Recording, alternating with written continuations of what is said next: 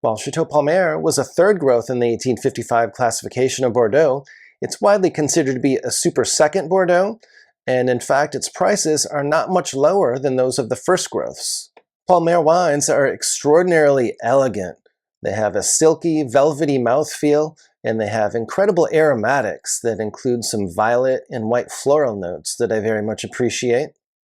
Palmer is located right next door to Chateau Margaux, but I found that in some off vintages, Palmer can actually even make some wines that are better than those of Chateau Margaux, and at a lower price as well. For example, Palmer has made some exceptional wines in vintages like 2008 and 2012. And they also made wines that are candidates for wines of the vintage in vintages such as 1999 and 2004. Palmer has 66 hectares of vines that are planted to 47% Cabernet Sauvignon, 47% Merlot, and 6% Petit Verdot. They've ripped out the Cabernet Franc and no longer use that in the wines. The vines average 40 years of age, but they have some that are as old as 70 years. The Palmer vineyards are divided into 106 different parcels. These parcels have different soils, different clones, different grapes, and different rootstocks. The result is that the winemaking team has a wide variety of fruit sources from which they can use for blending. This is one reason why the wines achieve such complexity and why they're able to be so consistent year after year. Chateau Palmer also makes great use of technology. It was one of the first Bordeaux producers to utilize an optical sorting machine that helps to eliminate fruit that's not worthy of being included in the wine. They also use a special infrared camera to determine the optimal date for harvesting their grapes.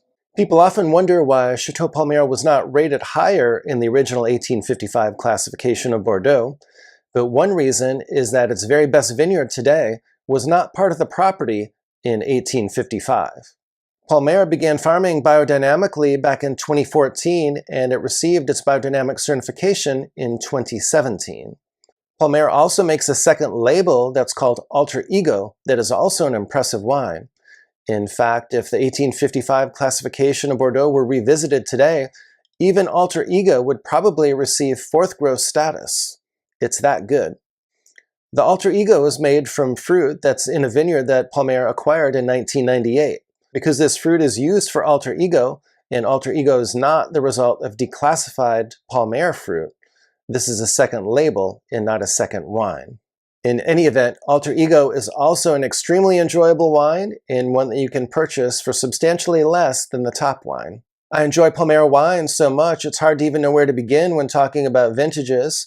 I mentioned some of my favorite so-called off vintages earlier in this episode, but some others that I really enjoy include the legendary 1983, and certainly if you're talking about more recent vintages, 2015, 2016, and 2018 are all 100-point wines and are incredibly impressive and some of the best wines that they've produced as well. If you'd like to learn more about the first growth Bordeaux producers or the super second Bordeaux producers, please be sure to check the pinned comment below.